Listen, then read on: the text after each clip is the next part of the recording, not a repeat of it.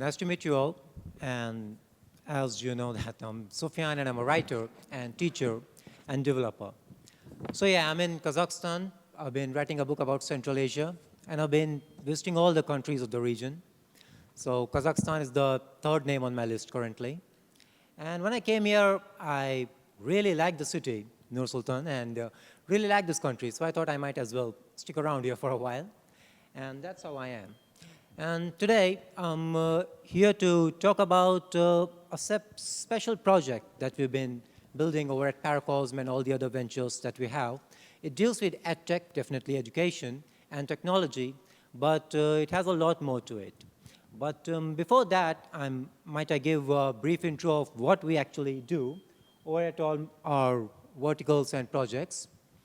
It was just told that Paracosm is a multinational company. So we're active in mostly software development, and we work with enterprise clients like MedTech, that is medical technology, used in hospitals and likewise, or FinTech, financial technology, and most recently EdTech too, educational technology. And we got offices in Bahrain, that's where we began, we're headquartered in Bahrain. And now we've been awarded the first tech license by Abu Dhabi Global Market, ADGM in UAE. And the newest office that we have is in Kazakhstan, in AIFC itself. Other than that, we also have one non-profit vertical called Zeba Books, which isn't really about books only, it's more of a publishing and educational foundation. So what we do is we provide learning material and study materials and other educational assistance to people who may be in need of it, but people who may not be fitting within the vertical of other NGOs, as you'll soon see. So yeah, that's what we broadly do. But for my today's talk, I'm going to focus on one particular very modest experience that I had when I was working with my non-profit educational projects, especially at Zeba Books, and how I combined it with what we do in terms of technology and coding at Paracosm. So essentially, what we do, our mode of operation goes like we provide non-profit classes to people who are somewhere in the mid-spectrum. So these are not people who are financially very backwards because the governments and many other non-government organizations are already helping them. These are people who have, let's say, a day job that they're not happy with. They have a raw talent that they want to improve, improvise, come up with better. They are doing average or above average in studies in the college or universities or even schools, and they can do better, but they don't have the resources to for anything. Maybe they have to work a part-time job. Maybe they don't have the right access or right guidance. So we try our best to help these kind of people who are often neglected from the purview or from the periscope of many other non-profit organizations. We help them out in terms of education, we give them access to better learning, we connect them to better educators, counselors, and we help them out with more learning material, study material, be it online, be it offline. This is broadly what we do. Then we help people earn a passive income or supplementary income on the side. This can be by helping them acquire new skills, say by honing their writing skills, their translation skills, because in areas where we work, mind you, in North Africa, in India, South Asia, almost everyone is bilingual. But their second or third language is not in its best shape. So we help them improve it so they can do basic copywriting, content writing, and earn passive income on the side. Someone has artistic skills, but they don't know how to digitally market it. So these are the things that we generally provide assistance to people with.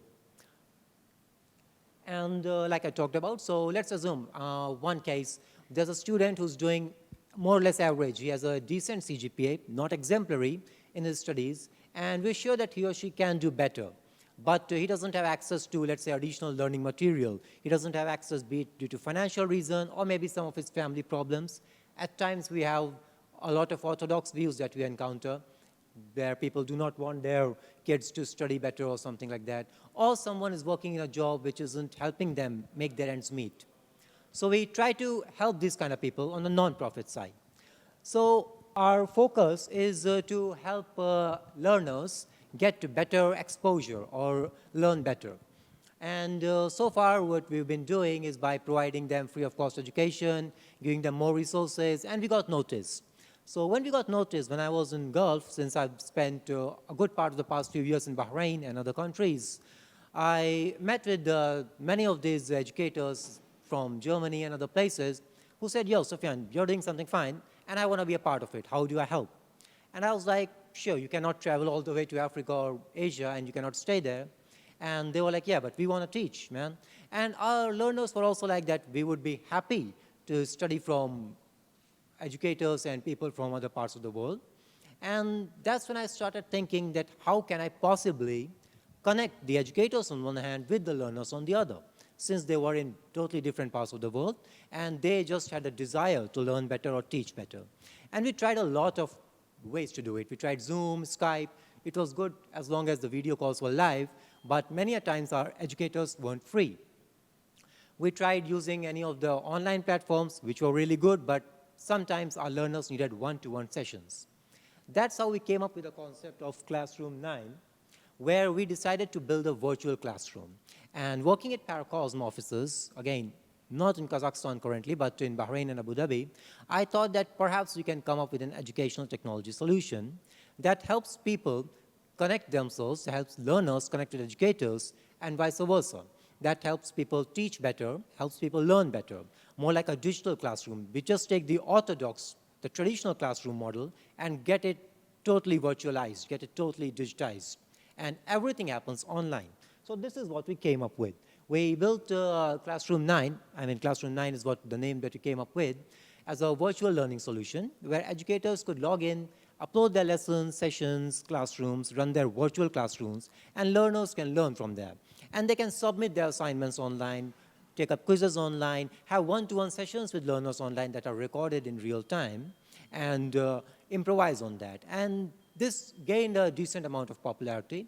In many schools of the region, especially in Jordan, Tunisia, and other places, some of the schools decided to implement it, but they didn't really need the classroom version. What they needed was the assignment and the video teaching modules. So we came up with separate customized version of it, and we helped the schools implement it. And that's when I thought that possibly this can find great impetus and great usage in places like Kazakhstan, like in Nur Sultan city. When I came, and I'm a teacher myself, every weekend I take English classes at like 7, 8 different schools, so my day begins at 7 and ends at 5.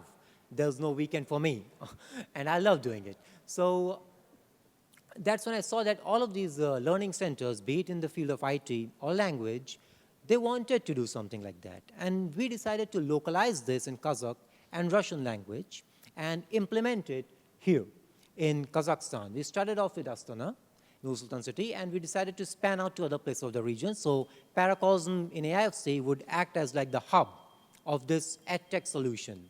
And so far, we've been getting good results. We've already implemented with a couple of schools here in Astana as well as Almaty. And we're working on getting them on board. We're trying to white label it for them and help them use it in the educational workflow. So whatever the existing workflow is, be it that they're teaching 4 people in one room, or they're teaching 40 people in a big hall, or they're teaching 400 people. We're trying to scale it to suit their needs. We're trying to use this EdTech as a more localized thing, more of a Kazakhstan-based product that can serve the needs of the entire CIS, the Commonwealth of Independent States, almost all the countries in the region.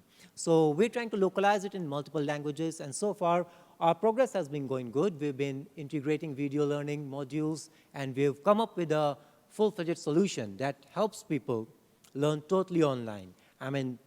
You can just delete the offline classroom now totally, not saying that you have to, but you can if you want to, and you can take it entirely and absolutely online, digitized in the cloud. So learners are going to log in, see the lessons, and they're going to study from there.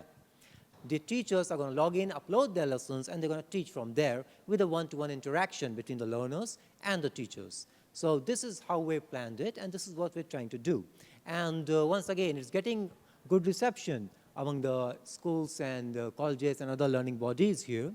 So this is something that we want to talk about. Other than that, as far as my writing is concerned, since the book that I was writing about Central Asia came up, I've been focusing that book more about the way Kazakhstan has been growing and developing. Should I say evolving, because it's still a new country, or rather young country compared to most of the other countries of the world.